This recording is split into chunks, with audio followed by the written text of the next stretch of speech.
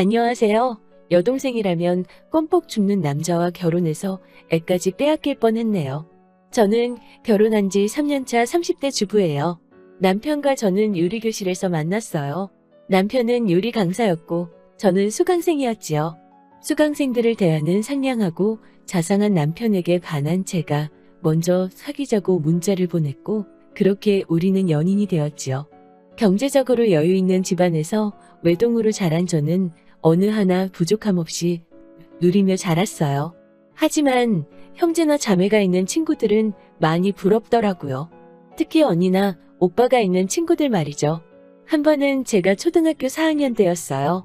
전학 온 지 얼마 안 돼서 아는 사람도 별로 없었는데 같은 반 친구 한 명이 저를 처음부터 굉장히 싫어하더라고요. 지금도 왜 그랬는지 이유를 모르겠네요.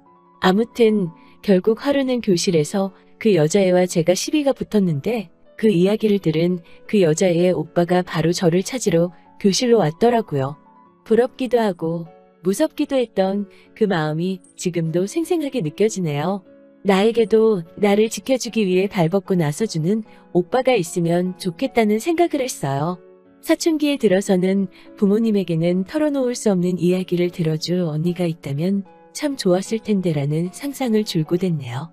저와는 달리 남편은 경제적으로 힘들게 살았다고 하더라고요. 불의의 사고로 아버지가 일찍 돌아가셨기 때문에 어머니는 늘 돈 버느라 바쁘셨대요. 그래서 남편은 10대 시절부터 어떻게든 가족에게 보탬이 되고자 노력하며 살았다고 하더라고요. 지금은 나름 성공한 요리 강사이지만 남편이 요리를 시작하게 된 이유는 남편이 요리를 좋아해서가 아니었지요. 일단은 외식을 하기 어려운 살림살이지만 가족에게 맛있는 음식을 원 없이 해주고 싶다는 꿈이 있었고 먹고 살기 위해서는 기술을 익혀야 한다는 현실적인 이유가 있었기 때문이라고 하더라고요. 남편에게는 6살 차이가 나는 여동생이 있어요. 남편은 여동생에게 참 급지네요. 남편의 아버지가 돌아가셨을 때 여동생은 겨우 4살이었기 때문에 아버지의 사랑을 제대로 받아보질 못했다며 남편은 늘 여동생을 안쓰럽게 여기더라고요. 그런 남편의 모습에서 저는 제가 바라던 오빠의 모습을 봤지요. 그래서 남편과 결혼하면 남편이 저에게도 이런 관심과 사랑을 주리라 믿어 의심치 않았어요.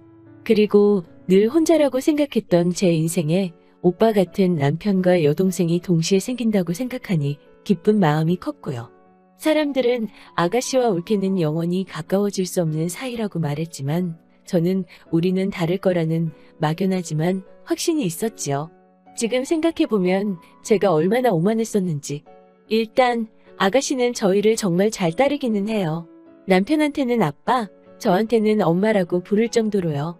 자기는 일명 아가씨 집 같은 거 너무 싫다면서 제가 집안일을 하고 있으면 조금씩 거들어주려고 노력하더라고요. 어디 놀러 갈 때 용돈이 부족하면 애교도 부리고요. 이런 아가씨의 모습에 처음엔 정말이지 조금 큰딸이 생긴 것 같은 기분도 들더라고요. 정말 좋았어요.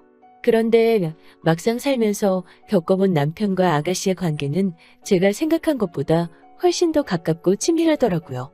하루는 아가씨가 어머님의 반찬을 전해주러 잠깐 집에 왔을 때였어요. 당시 저는 약속이 있어서 잠시 집을 비웠었지요.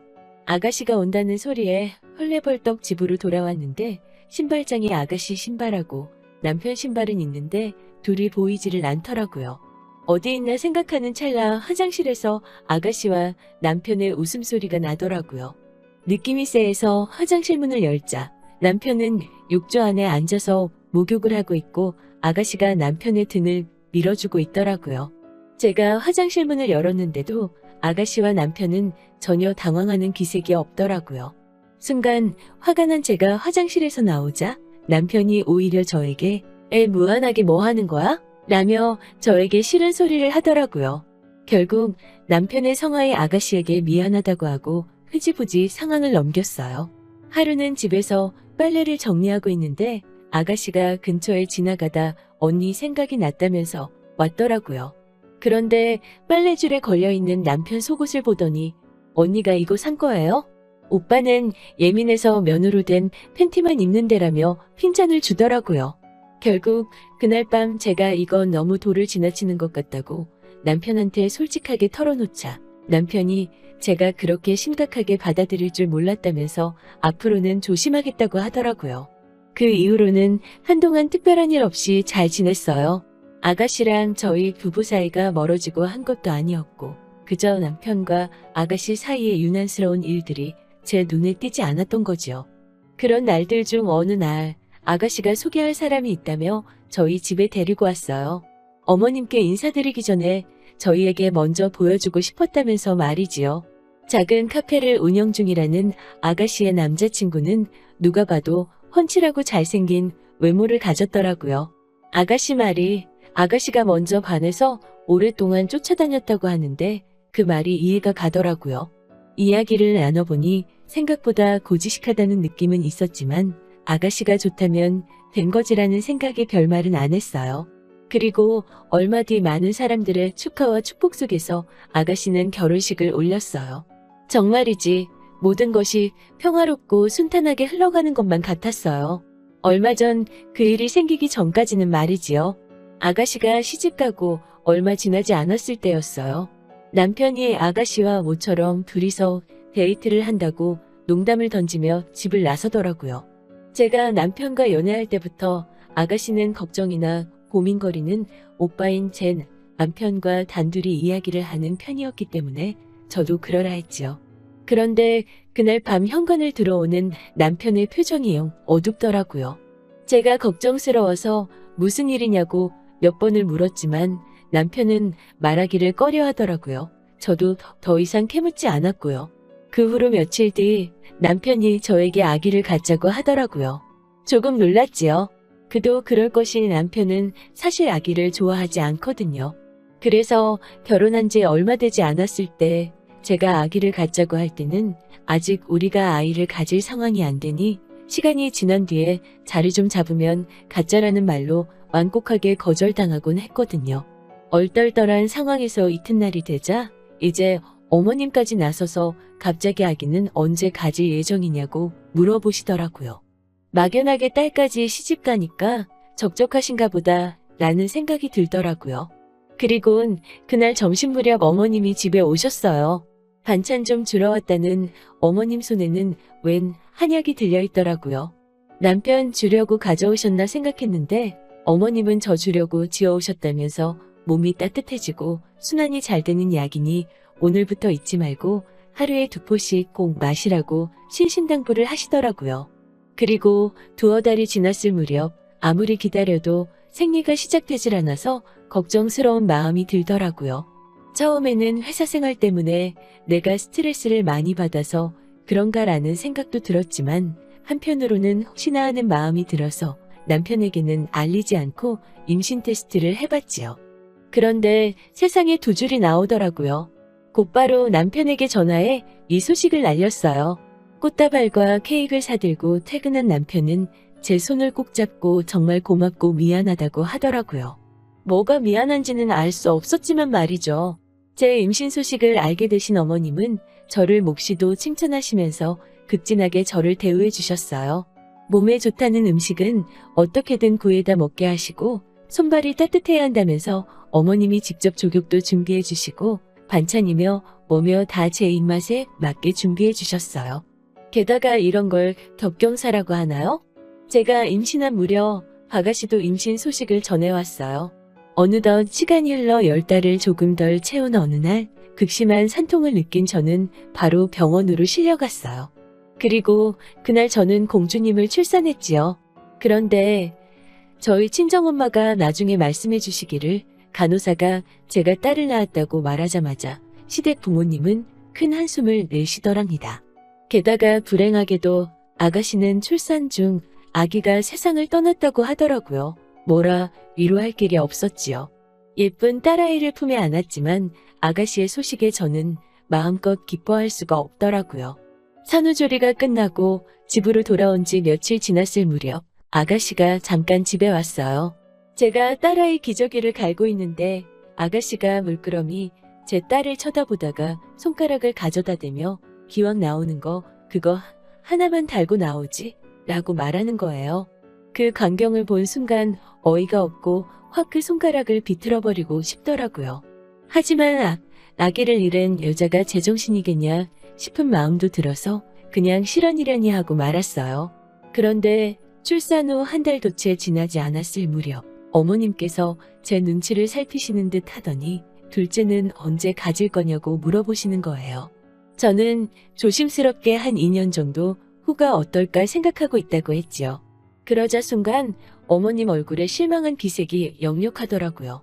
하지만 제 계획과 달리 출산 후 8개월이 지났을 무렵 저는 둘째를 가졌어요. 수유 중에는 자연 피임이 될 거라고 생각하고 피임을 따로 하지 않은 게 실수였지요. 저는 걱정이 이만저만이 아니었지만 남편과 어머님은 몹시도 기뻐하시더라고요. 게다가 신기하게도 아가씨도 저와 비슷한 시기에 또다시 임신을 한 거예요. 하루가 멀다 하고 저를 챙기기 위해 찾아오시는 어머님께 저는 괜찮으니 아가씨를 돌보시라고 했지만 왠지 모를 표정으로 너가 잘해야 걔도 편해진다는 알 수 없는 말씀만 하시더라고요. 그리고 그렇게 또 둘째를 낳았어요. 남편이 바라던 아들이더라고요. 첫째 때도 많은 축하를 받았지만 이번에는 유난히 어머님과 남편이 기뻐하더라고요. 그러면서 아가씨도 몇 시간 전에 출산을 했다며 아들이라고 하더라고요. 참 신기했어요. 비슷한 시기에 임신해서 같은 날 출산이라니 이런 우연이 어디에 있고 이번에야말로 정말이지 겹경사였지요. 덕분에 첫째 때보다 더 마음 편하게 출산의 기쁨을 누릴 수 있었어요. 제 이야기가 여기서 끝이었다면 얼마나 좋았을까요? 저는 남편과 어머님께 이 제안을 받고서 충격에 쓰러질 뻔했지요. 산후조리원에서 3주간의 시간을 보내고 돌아왔어요. 아이를 낳는 동안 딸아이는 친정에서 돌봐주고 계셨지요. 저녁 식사를 마치고 거실에 모여 앉았는데 갑자기 남편과 어머님은 저에게 할 말이 있다며 꼭 들어줬으면 좋겠다고 이야기를 시작하더라고요. 저는 무슨 이야기인데 그러시냐고 말씀해 보시라고 하였지요. 남편은 저에게 머뭇거리면서도 용건만 얘기하겠다 하더라고요. 상상조차 할 수 없었던 충격적인 남편의 부탁은 바로 제 아들을 아가씨에게 주자는 거예요. 어머님, 그게 무슨 소리세요? 누구를 누구한테 줘요? 아니, 애가 물건도 아니고 뭘 주고 말고를 해요? 그리고 아가씨도 아들 낳았다고 하셨잖아요. 라고 하자 너가 낳았으니까 너가 주면 걔 아들 아니겠니? 마음으로 낳은 자식도 자식이라잖니? 라며 말도 안 되는 말씀을 하시더라고요. 제가 도대체 무슨 이야기인지 못 알아듣겠다 하자 남편이 신우가 이제껏 제가 임신할 때마다 임신한 척하며 시간을 번 거라며 신우는 애를 못 낳는다고. 그런데 신우의 시댁은 손이 귀한 집안이라 대를 이을 아들을 원한다는 거예요. 그렇다고 내 애를 어떻게 줘? 말도 안 되는 소리 하지 마. 라고 하자 남한테 주는 것도 아니고 가족한테 주는 건데 가족끼리 어려울 때 돕고 살아야 하지 않겠냐고 하는 거예요. 저는 무슨 소린지 모르겠다며 절대로 못 준다고 다시는 그런 말 하지 말라고 소리를 질렀어요. 그러자 남편이 그럼 내 동생 그 집에서 쫓겨난다고 어린아이처럼 엉엉 울면서 바닥을 구르는데 그 꼴을 봐줄 수가 없더라고요. 내가 결혼한 사람이 이런 사람이었나? 그렇게 내가 부러워하던 우애라는 게 결국 이런 거였나? 라는 별별 생각이 다 들더라고요. 저는 아니 그러면 차라리 돈 주고 대리모를 쓰지 굳이 왜 내 애를 탐내냐고 물었지요. 그러자 남편 말이 여동생이 피 한 방울 안 섞인 남은 싫고 그래도 오빠의 자식이면 자기랑도 피가 섞였으니까 받아들이기 쉬울 것 같다고 하더라는 거예요. 남편은 그 와중에 뚫린 입이라고 저에 대한 사랑은 진심이라며 한 번만 자기 동생을 도와달라고 말하더군요. 그 말을 정말로 믿고 싶었어요. 하지만 저에 대한 남편의 사랑이 진심일지라도 동생에 대한 사랑보다는 못하다는 걸 뼈저리게 느낀 저로서는 더 이상 그런 개소리를 듣고 있을 이유가 없었지요. 첫째는 제가 산후조리하는 동안 친정에서 봐주고 있었기 때문에 저는 도망치듯 둘째 아들만 안고서는 혹시 쫓아올까봐 떨리는 마음을 애써 감추고 뒤도 안 돌아보고 친정으로 왔지요. 3일째 되던 날 어머님께서 연락을 해오셨지요. 이렇다 저렇다 말씀을 오래 하셨지만 결론은 아기를 달라는 사정이었어요. 저는 도저히 안 되겠구나 싶어서 이혼 서류를 작성해 남편에게 보냈지요. 아버지로서의 책임을 유기한 죄를 묻겠다고 했어요. 변호사 말로는 위자료랑 양육비랑 양육권 다 받을 수 있을 거라고 하더라고요. 소송은 시작했지만 그럼에도 불구하고 계속해서 왠지 억울한 생각이 들더라고요. 하지만 제가 할 수 있는 게 많이 없었어요. 결국 애들의 아빠이고 가진 것도 없는 집인 건 누구보다 제가 잘 아니깐요. 그런데 정말 인생은 알 수가 없어요.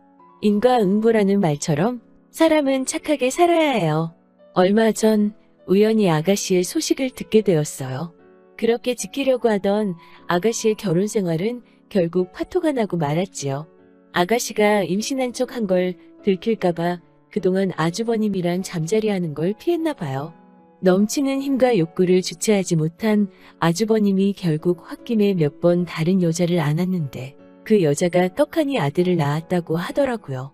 손이 귀한 집이라 비록 여자는 마음에 안 들어도 손주를 버리지를 못한 거지요. 그런데 아주버님의 상간녀가 자기는 처분 안 한다면서 배째라는 식으로 버텼나 봐요.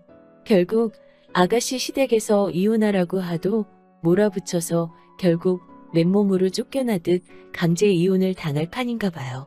찔거지 아기라나 뭘 하나요? 뭐 이제 저랑은 상관없는 이야기지요. 저는 이제 자식들 데리고 새 인생을 시작해 보려고 해요. 비록 오빠도 언니도 없지만 저에게는 사랑하는 친정 부모님과 누구보다도 소중한 아이들이 있으니까 더는 외롭지 않아요. 들어주셔서 정말 감사드려요. 좋은 하루 되시고요. 감사합니다.